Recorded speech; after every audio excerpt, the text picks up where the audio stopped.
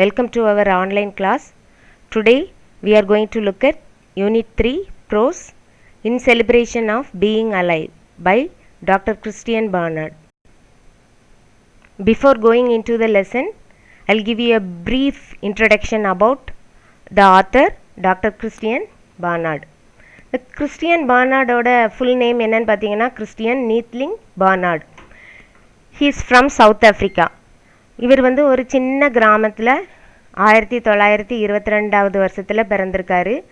இவர் கூட 3 பிரதர்ஸ். இப்போ இவங்க பிரதர் வந்து சின்ன வயசில் இறந்துருவாங்க. எதுக்கு? பிகாஸ் ஆஃப் ஹார்ட் எயில்மெண்ட், ஹார்ட்டில் ப்ராப்ளம் இருந்ததுனால அவங்க பிரதர் இறந்துருவாங்க. இது வந்து அவருக்கு ரொம்ப மனசுக்கு கஷ்டமாகவே இருந்திருக்கு. எப்படியாவது நம்மளும் இந்த மாதிரி ஒரு ஹார்ட் எயில்மெண்ட்டுக்கு அந்த காலத்தில் வந்து ஒரு நல்ல ட்ரீட்மெண்ட் கொடுக்கறதுக்கு எந்த டாக்டர்ஸுமே இல்லை. இப்போ நம்ம ஏன் டாக்டருக்கு படிக்கக்கூடாது அப்படிங்கிற ஒரு எண்ணம் அவருக்கு மனசில் இருந்துகிட்டே இருந்திருக்கு. நல்லா படிக்க வேற செய்வார். நல்லா படித்து என்ன பண்ணிட்டாரு, நல்லா டாக்டர் ஆகி நிறைய ஸ்காலர்ஷிப்லாம் அவருக்கு கிடச்சிருக்கு. அந்த ஸ்காலர்ஷிப்பில் கிடைச்ச பணத்தெல்லாம் வச்சு பிஜி என்ன பண்ணியிருக்காரு அப்படின்னு பார்த்தீங்கன்னா, சின்ன குட்டி பசங்களுக்கு ஹார்ட் ஆப்ரேஷன்லாம் பண்ணுறதுல படிச்சிருக்காரு. அப்போது அந்த காலத்தில் வந்து நான் ஏற்கனவே சொன்னேன், அவங்களுக்கு சின்ன பிள்ளைங்களுக்கும் சரி பெரிய ஆட்களுக்குமே சரி யாருமே அந்த மாதிரி ஹார்ட் சர்ஜரி பண்ணுறதுக்கு யாருமே இல்லை. இப்போ இவர் வந்து என்ன செய்திருக்காரு அப்படின்னு பார்த்தீங்கன்னா, ஃபஸ்ட்டு அனிமலுக்கு செய்து பார்த்துருக்குறாரு இந்த சர்ஜரியை. ஹார்ட் சர்ஜரி ஃபஸ்ட்டு உடனே ஹியூமன் பீயிங்க்கு பண்ண முடியாது, அதனால் அனிமல்ஸ்க்கு பண்ணி பார்த்து அப்புறம் இவர் வந்து ஹியூமன் பீயிங்ஸ்க்கு பண்ணியிருக்காரு. எந்த இயரில் வந்து சக்ஸஸ்ஃபுல்லாக ஆயிருக்கு அப்படின்னு பார்த்தீங்கன்னா 1967 வந்து இந்த ஆப்ரேஷன் சக்ஸஸ்ஃபுல்லாக முடிச்சிருக்காரு. இதனால அவருக்கு வந்து நிறைய கௌரவ பட்டங்கள்லாம் கிடச்சிருக்கு. 11 கௌரவ பட்டங்கள்லாம் கிடச்சிருக்கு. நான் உங்களுக்கு இந்த ஸ்க்ரீனில் காட்டியிருக்கேன் பாருங்கள். இதான் ஃபஸ்ட்டு ஹார்ட் சர்ஜரி பண்ணின ஆள். சரியா? இவர் நல்லா பண்ணதுனால நிறைய யூனிவர்சிட்டிலலாம் அவரை கூப்பிடுவாங்க, அப்படி தானே பேசுகிறதுக்கு. இவருக்கு நிறையா யூனிவர்சிட்டியில் காலேஜஸ்லலாம் போய் ஸ்பீச் எல்லாம் கொடுத்துருக்காரு. இவருக்கு வந்து 36 அவார்டு வேறு கொடுத்துருக்காங்க. இவருக்கு வந்து சின்ன பிள்ளைங்க இப்படி ஹார்ட் டிசீஸில் வந்து கஷ்டப்படுறது ரொம்ப மனசுக்கு கஷ்டமாகவே இருந்திருக்கு. அதனால் இவரோட இறுதி நாட்களில் என்ன பண்ணியிருக்காருன்னு பார்த்தீங்கன்னா, கிறிஸ்டியன் பர்னார்டு அறக்கட்டளை அப்படின்னு சொல்லிட்டு அதை வச்சு அது மூலமாக பாதுகாப்பும் உரிமையும் கிடைக்கப்பெறாத குழந்தைங்களுக்கு வந்து உதவி செய்திருக்காரு. டாக்டர் பர்னார்டு தனது 78 இயர்ஸில் வந்து, அதாவது 2001 இறந்து போயிட்டார். சரி, இனிமேல் நம்ம லெசனுக்குள்ளே போகலாமா? Students, take page number 67 and in celebration of being alive. சரியா? நம்ம உயிரோடு இருக்கிறத கொண்டாடுறது பை டாக்டர் கிறிஸ்டியன் பர்னார்டு. இது வந்து இவர் எழுதுனதில் இவரோட ஸ்பீச்சிலேருந்து எடுத்திருக்காங்க. சரியா? அண்டு உள்ள லெசனுக்குள்ளே போகிறதுக்கு முன்னாடி ஒரு வார்ம் அப் பேஜ் கொடுத்துருக்காங்க. இதை நம்ம பார்த்துடலாம். And there are several physically challenged people who have lived successful and meaningful lives. Here are a few personalities who have fought great odds and lived a life of blazing achievements. Let's share what we know about each of them and complete the table below. நான் உங்களுக்கு பண்ணி வச்சுருக்கேன். இங்கே சில இதெல்லாம் வந்து எழுதி வச்சுருக்கேன். நீங்களும் உங்கள் புக்கில் எழுதிக்கோங்க. நேம் ஆஃப் த பர்சனாலிட்டி இங்கே Beethoven, hearing impairment and field of அச்சீவ்மெண்ட்டில் வந்து மியூசிக் அப்படின்லாம் உங்களுக்கு எழுதி வச்சுருக்கேன். நீங்கள் வந்து இதெல்லாம் வந்து எழுதிக்கோங்க. இது உங்களுக்கு ஸ்க்ரீனில் தான் இருக்கும். இதெல்லாம் வந்து நீங்கள் டைம் இருக்கிற நேரம் எழுதிக்கோங்க. சரி, இனிமேல் லெசனுக்குள்ளே போவோம். Okay, let's get started. We all know that Dr. Christian Barnard was the first doctor to perform a heart transplant surgery. இப்போ நம்ம எல்லாருக்குமே தெரியும், டாக்டர் கிறிஸ்டியன் பர்னார்டு தான் ஃபஸ்ட்டு இருதய மாற்று அறுவை சிகிச்சை பண்ணியிருக்காரு. நான் உங்களுக்கு ஃபஸ்ட்லேயே சொல்லியிருக்கேன். And here we have an extract of his speech wherein he narrates and எக்ஸ்பீரியன்ஸ்னால் அனுபவம். இது வந்து அவர் எழுதலை, அவரோட ஸ்பீச்சில் இருந்து தான் நம்மளுக்கு ஒரு பார்ட்டு கொடுத்துருக்காங்க. சரியா, அவருக்கு நடந்த அனுபவத்தை இதில் சொல்லியிருக்காரு. which has changed his perspective of life altogether. perspective of life together அப்படின்னா என்ன மீனிங்னா, வாழ்க்கையின் முன்னோக்கு அவருக்கு எப்படி சேஞ்ச் ஆயிடுச்சு. ஒரு இன்சிடெண்ட் வந்து அவரோட வாழ்க்கையே முன்னோக்கையே மாற்றி போட்டிருக்கு. அதை தான் நம்மளுக்கு இந்த லெசனில் எக்ஸ்பிளைன் பண்ணுறார். Let's find out what led to such a dramatic transformation. அதாவது அவரோட லைஃப்பில் என்ன வியத்தகு மாற்றத்தை கொண்டு வந்துச்சு அப்படிங்கிறத தான் நம்ம இந்த லெசனில் பார்க்க போகிறோம். More and more, as I near the end of my career as a heart surgeon, my thoughts have turned to the consideration of why people should suffer. அதாவது மேலும் மேலும் அவருக்கு வந்து அவரோட எண்டுக்கு வந்துட்டார். கரியர்னால் தொழில், அவரோட தொழிலில் வந்து தொழில் என்ன, ஹார்ட் சர்ஜன் வந்ததுக்கு பிறகு அவர் நிறைய எக்ஸ்பீரியன்ஸ் கிடச்சிருக்கும். டாக்டராக அவருக்கு நிறைய எக்ஸ்பீரியன்ஸ் கிடச்சிருக்கும். அதிலெல்லாம் பார்க்குறாரு. ஹாஸ்பிட்டலில் என்னது பார்ப்போம், பேஷண்ட்ஸ் வந்து எப்படி சஃபர் பண்ணுறாங்க, இதெல்லாம் வந்து அவருக்கு வந்து எப்படி வந்துச்சு, ரொம்ப ஒய் பீப்புள் ஷுட் சஃபர், எதுக்கு இப்படி பீப்புள் வந்து சஃபர் பண்ணணும், கஷ்டப்படணும் அப்படிங்கிறது தான் அவருக்கு கன்சிடரேஷன்னா ரொம்ப கருத்து. ஏன் இப்படி கஷ்டப்பட்டுட்டே இருக்காங்கங்கிறது தான் அவருக்கு மைண்டில் இருந்துகிட்டே இருந்திருக்கு. Suffering seems so cruelly prevalent in the world today. சரியா, ப்ரிவலண்ட் மீன்ஸ் காமன், அதிகமாக இருக்குது. அதாவது அந்த டைமில் இவர் வந்து 90s உள்ளவர், அதனால அந்த டைம்லலாம் வந்து இந்த சஃபரிங் வந்து ரொம்ப காமனாக இருக்குது. பிள்ளைங்கள்லாம் சஃபர் பண்ணுறது, பேஷண்ட் சஃபர் பண்ணுறது, இதெல்லாம் ரொம்ப இதாக இருக்குது. நவடேஸ் வந்து நம்மளுக்கு நிறையா மெடிக்கலில் வந்து நல்லா அட்வான்ஸாக போயிட்டுருக்கிறதுனால ஒரு ஃபீவர்னு போனீங்கன்னா கூட உடனே மெடிசன் கொடுத்து அதை சப்சைட் பண்ணிடுவாங்க. ஆனால் அந்த காலத்தில் அந்த மாதிரி ரொம்ப அவங்களுக்கு ஃபெசிலிட்டிஸ் இல்லை. சரியா, do you know that of the 125 million children born this year and 12 million are unlikely to reach the age of 1 and another 6 million will die before the age of 5. சரியா, இதில் என்ன சொல்லியிருக்காருன்னா, அது உங்களுக்கு ஒன்று தெரியுமா, 125 மில்லியனை நம்ம கோடியில் கணக்கு பார்த்தோன்னா 1.2 கோடி பிள்ளைங்க வந்து என்ன செய்கிறாங்க, இந்த வருஷத்தில் பிறந்தாங்கனாலும் அவங்க வந்து ஒரு வயசு வர்றதுக்குள்ளே என்ன செஞ்சிடுறாங்க, என்ன செஞ்சிடுறாங்க, இறந்துடுறாங்க. To reach the age of 1 and another 6 million die before the age of 5. 6 மில்லியன்னா 60 லட்சம் பிள்ளைகள் வந்து ஒரு 5 வயசு வர்றதுக்கு முன்னாலே செத்து போயிடுறாங்க. ஏன்னா அவ்வளோ ஒரு டிசீஸ் அங்கே வந்து அதுக்கு ஒரு க்யூரே பண்ண முடியல, ஒரு ரெமடியே இல்லை அவங்க அந்த டைமில். And of the rest many will end up as mental or physical cripples. சரியா, அப்படி தான் கொஞ்சம் பிள்ளைங்க தேறி வராங்கன்னா அதுலேயும் வந்து கொஞ்சம் பிள்ளைங்க என்ன செஞ்சிடறாங்க, நிறைய பேர் மென்டலாக ஆயிடுறாங்க. மென்டல்னா மனநோயாளிகளாக இருக்காங்க. அதாவது ஃபிசிக்கலி கிரிப்பிள்ஸ்னால் cause someone to be to become unable to walk or move properly. சரியா, நொண்டியாக இருப்பாங்க. சரியா, ஒரு இடத்த விட்டு இடத்த நகர்ந்து போகிறதுக்கு கஷ்டப்படுவாங்க, அல்லது நொண்டியாக இருப்பாங்க, ஏதோ ஒரு ஃபிசிக்கலி வந்து சேலஞ்ச்டாக இருப்பாங்க. and to become unable to walk. சரியா, நான் வீக்குன்னு சொல்லிட்டேன்னு நினைக்கிறேன். வாக், சரியா, அதாவது நடக்கலாம் முடியாதுல, அவங்களுக்கு வந்து மொடமாக இருப்பாங்க அப்படின்லாம் சொல்லுவாங்க. சரியா, இந்த மாதிரி நிறையா டிஃபிஷியன்சியோட பிறக்கிறாங்க பிள்ளைங்க. My gloomy thoughts probably stem from an accident I had a few years ago. இவருக்கு வந்து கொஞ்சம் க்ளூமி தாட்ஸ்னால் என்ன, கொஞ்சம் கசப்பான இருண்ட எண்ணங்கள் அப்படி வந்து வருது. எதுலேருந்து வருது அப்படின்னு பார்த்தீங்கன்னா, இவருக்கு கொஞ்சம் நாளைக்கு முன்னாடி ஃபியூ இயர்ஸ்னால் கொஞ்சம் வருஷங்களுக்கு முன்னால் இவருக்கு வந்து ஒரு ஆக்சிடெண்ட் நடந்திருக்கும். அதுலேருந்து இவருக்கு ஒரு இருண்ட எண்ணங்கள் வருது. 1 minute I was crossing the street with my wife after a lovely meal together, and the next minute a car had hit me and knocked me into my wife.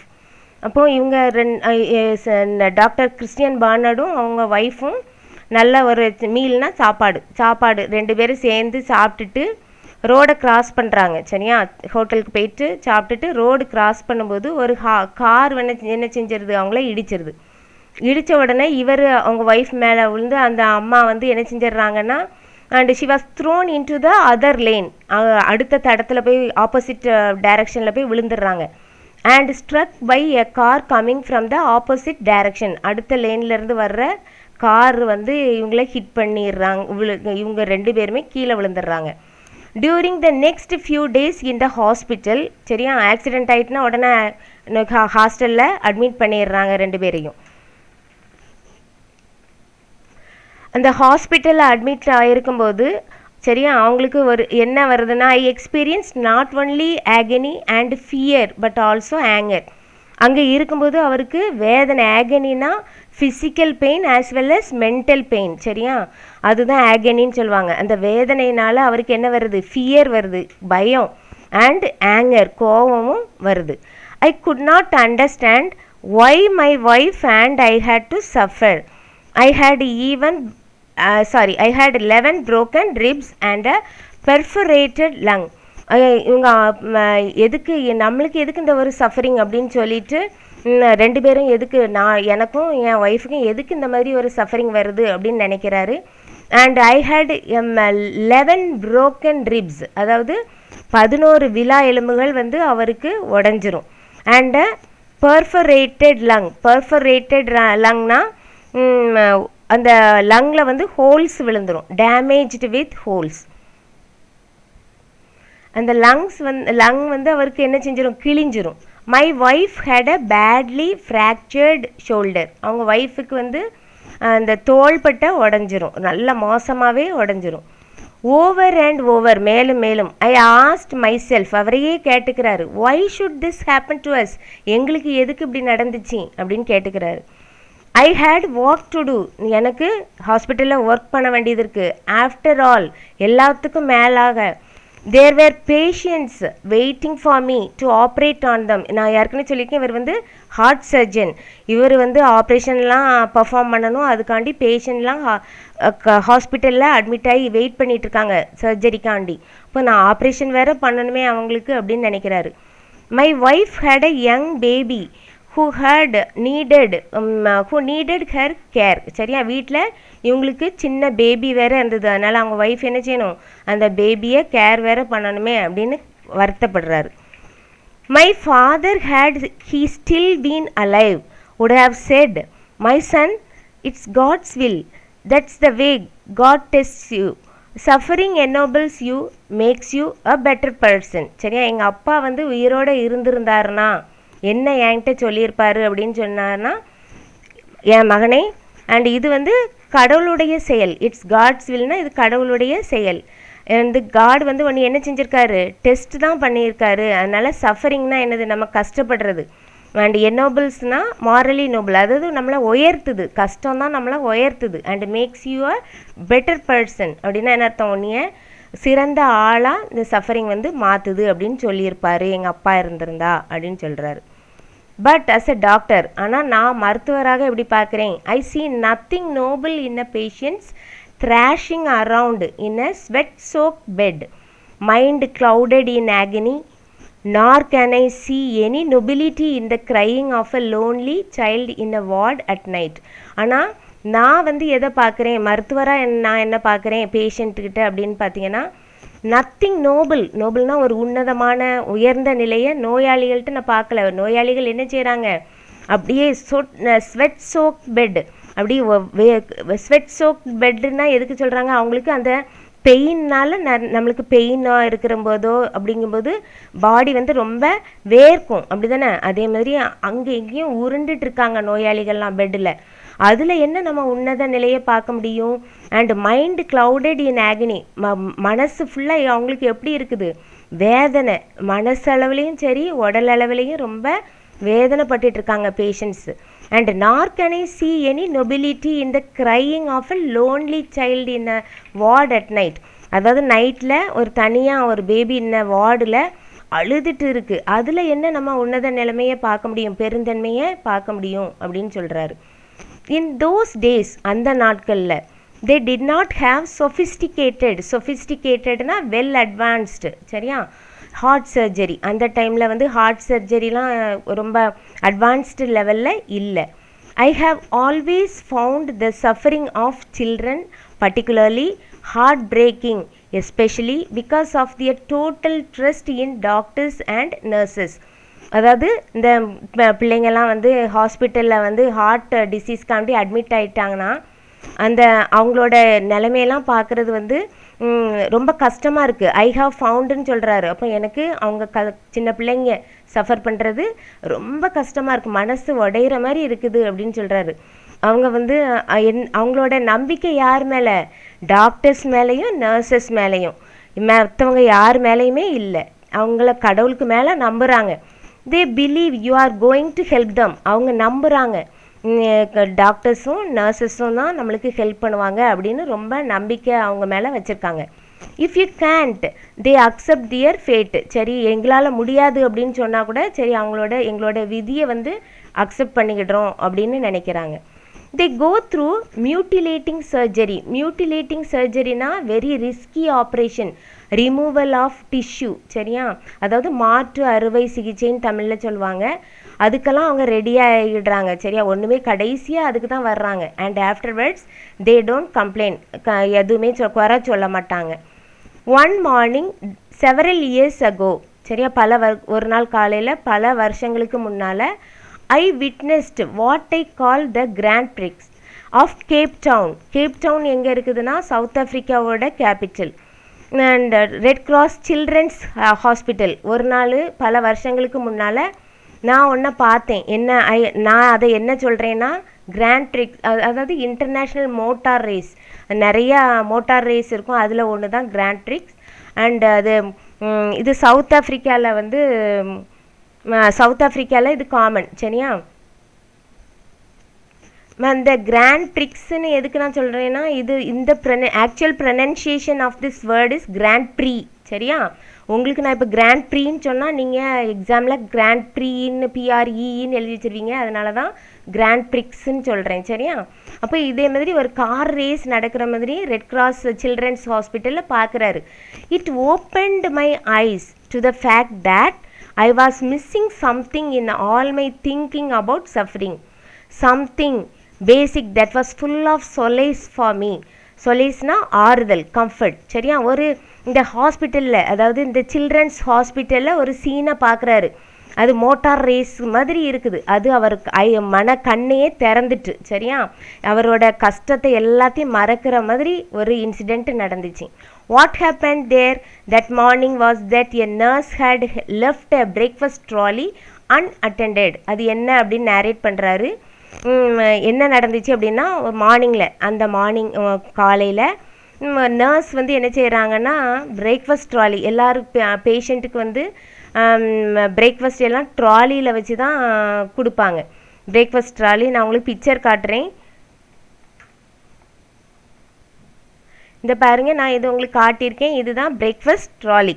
சரியா, இது வந்து அன்அட்டெண்டடாக விட்டுட்டு போயிட்டாங்க. ஒரு நர்ஸ் வந்து அந்த வார்டுக்கு வெளியில் வச்சுட்டு போயிருக்காங்க. சரியா, and had left a breakfast trolley unattended, and very soon this trolley was commanded by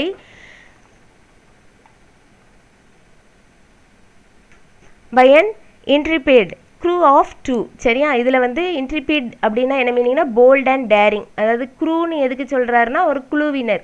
க்ரூன்னு யாரை நம்ம சொல்லுவோம்? ஒரு ஷிப்லேயோ ஃப்ளைட்லேயோ இருக்கிறவங்கள தான் க்ரூன்னு சொல்லுவோம்.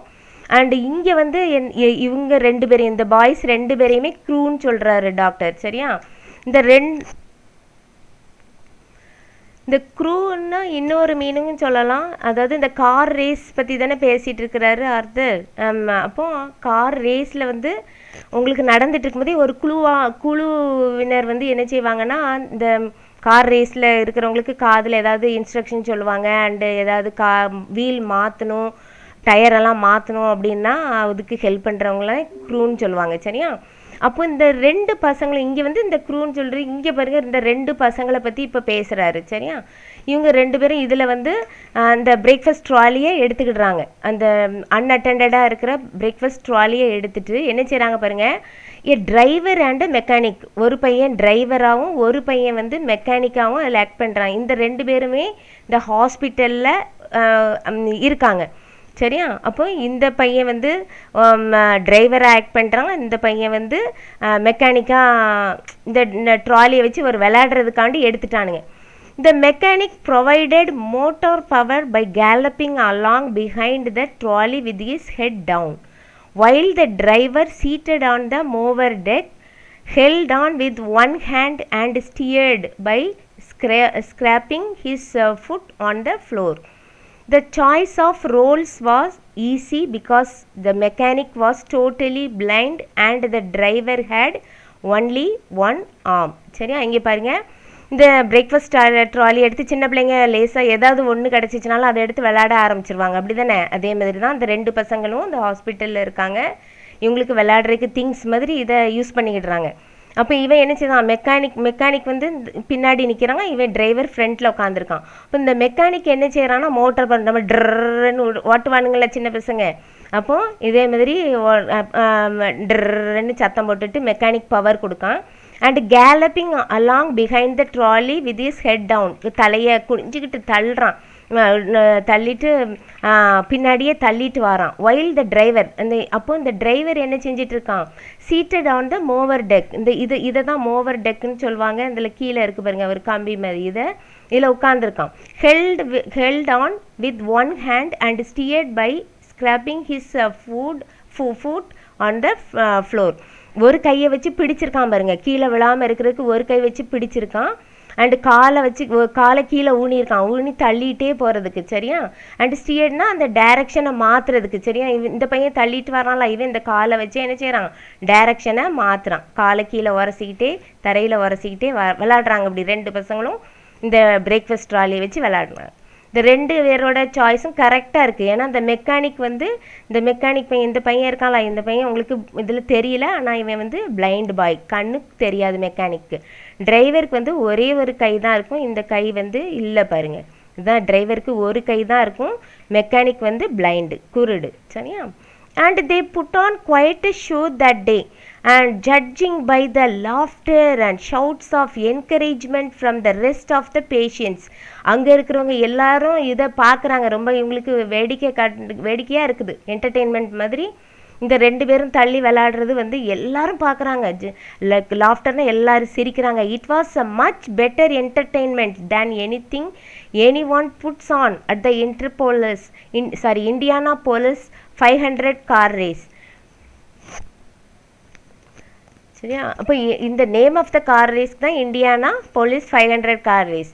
There was a grand final and of scattered plates and silverware before the nurse and the ward sister caught up with them, scolded them and put them back to bed. இவங்க car race மாதிரி ஊன்ட்டு தள்ளி அதை விளையாடினாங்களா 2 சின்ன பசங்களும். அதில் என்னாச்சு, பிளேட்ஸ்லாம் scatter ஆகிட்டு அங்கங்கே செதறி போயிட்டு. சரியா? ஸ்கேட்டர்டுனா செதறி போகிறது. பிளேட்ஸுக்கு செதறிட்டு அண்டு சில்வர் வேர்லாம் அதில் ஏதாவது பவுல் மாதிரிலாம் வச்சுருந்துருப்பாங்க, அப்படி தானே? அது எல்லாம் உருண்டு ஓடுது. உடனே இதை பார்த்தோன்னே யாருக்கு கோவம் வருது, நர்ஸுக்கும் வார்ட் சிஸ்டர், அதாவது செவிலியர்கள்னு சொல்லுவாங்க வார்ட் சிஸ்டரை, அவங்களுக்கும் ரொம்ப கோவம் வருது. உடனே அவங்க 2 பேரையும் காட் அப் வித் தம், பிடிச்சி ஸ்கோல்டட்னா திட்டுறாங்க. அவங்க 2 பேரையும் திட்டி and put them back to bed, அவங்க 2 பேரையும் உங்கள் பெட்டுக்கு போங்க அப்படின்னு சொல்லி பெட்டில் கொண்டு அவங்கள போட்டுடுறாங்க.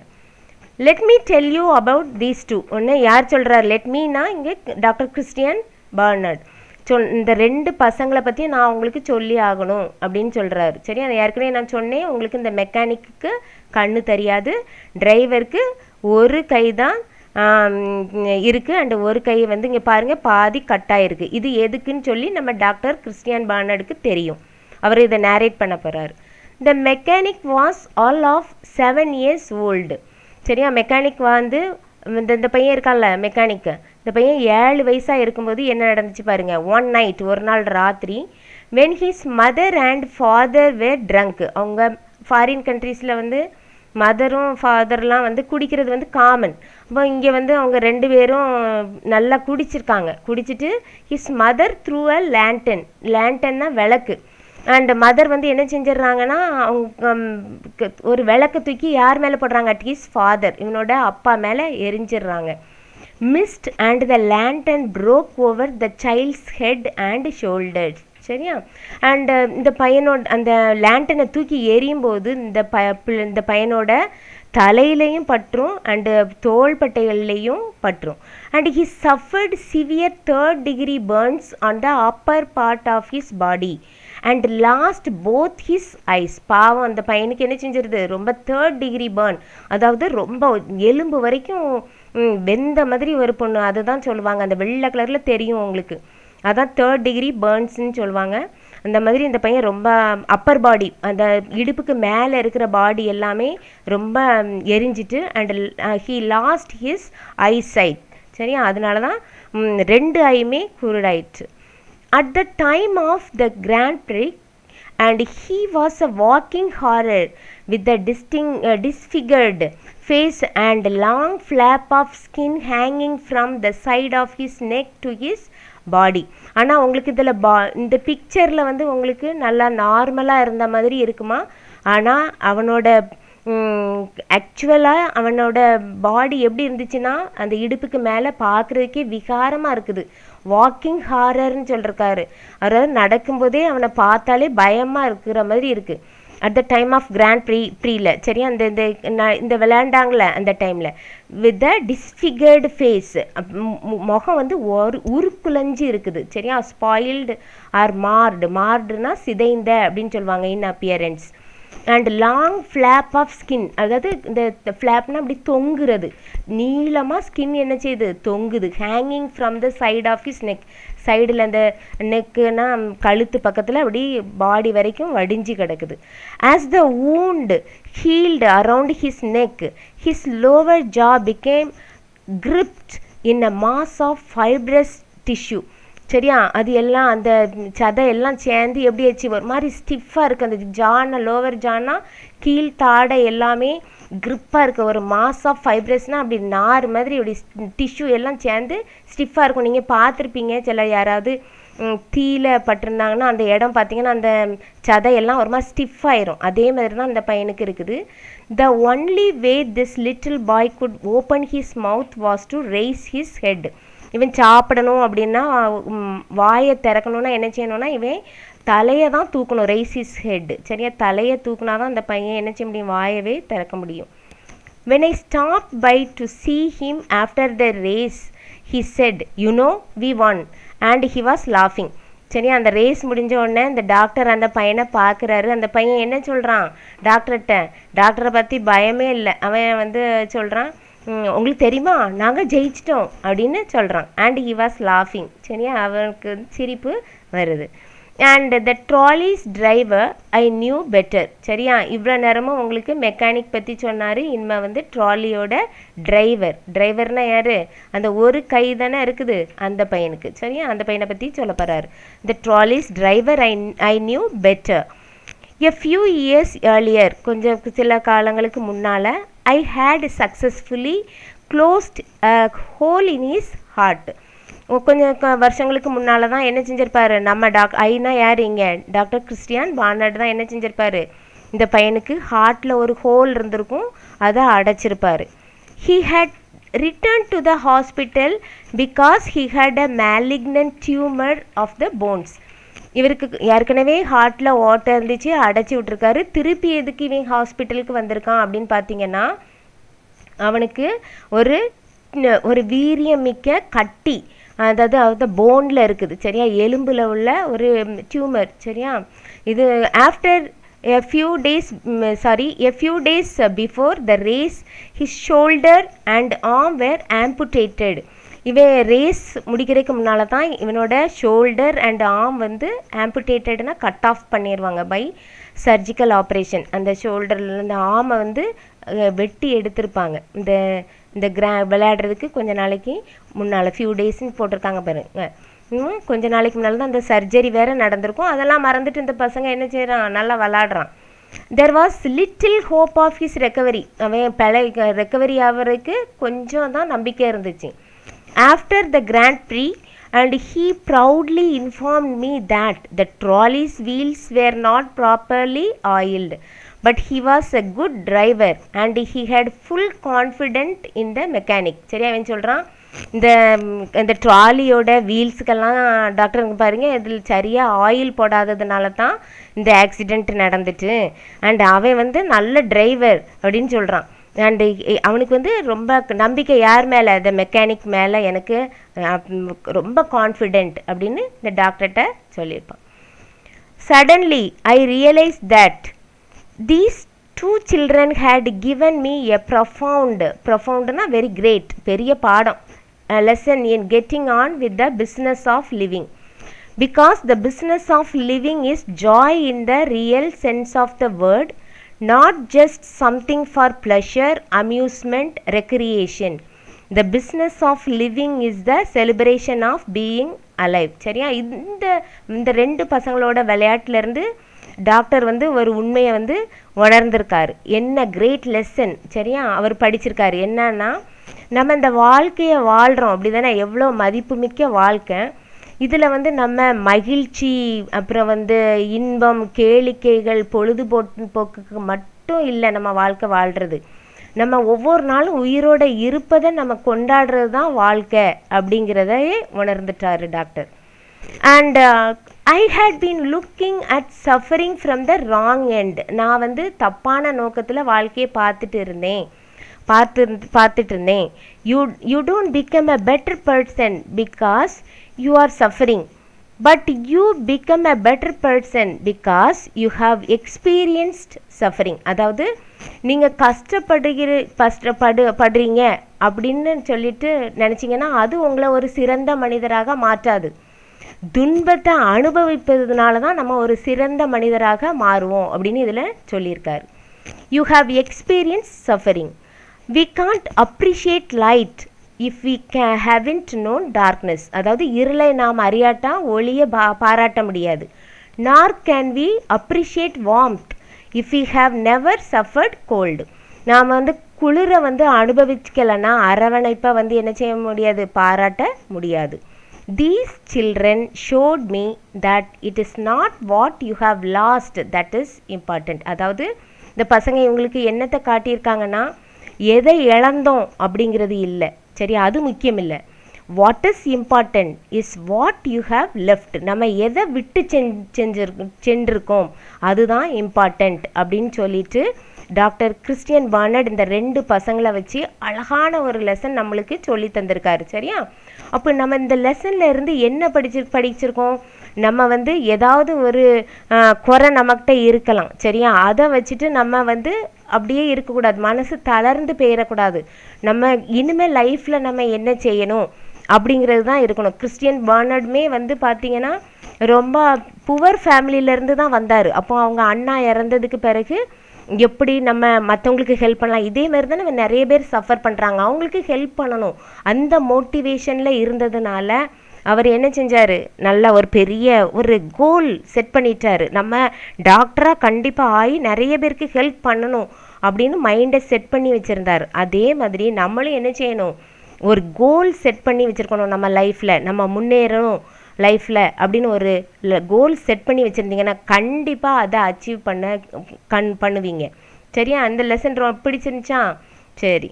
அண்ட் உங்களுக்கு that's all for today and I will meet you in another session.